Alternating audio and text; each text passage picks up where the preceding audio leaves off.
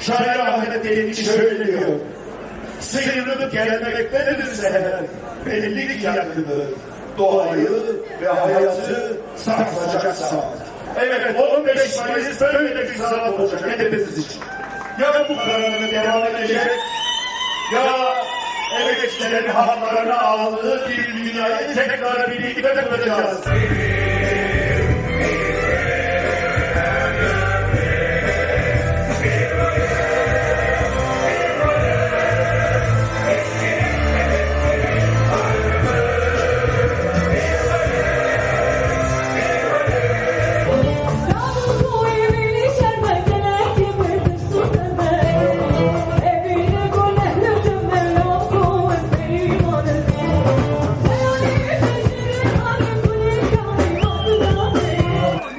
Değerli arkadaşlar, bugün dünyanın birçok yerinde olduğu gibi Türkiye'de de bugün Van'da da AKP, MHP iktidar bloğunun zirve yaptığı tek adam rejimiyle birlikte toplumsal muhalif kesimlere yönelik baskı, gözaltı, tutuklama, hukuksuzlukların yaşandığı bir yılı geride bırakmak üzereyiz.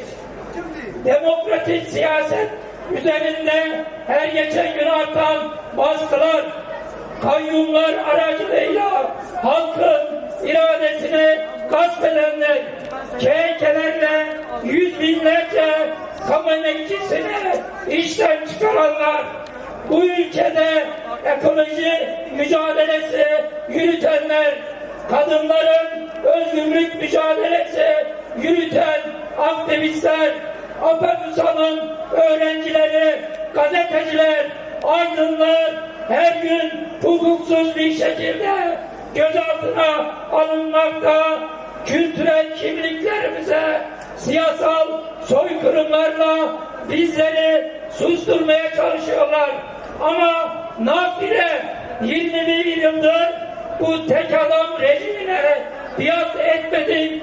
Bundan sonra da hep birlikte birleşerek bunları bu halkın, bu ülkenin başından 14 Mayıs'ta hep birlikte göndereceğiz.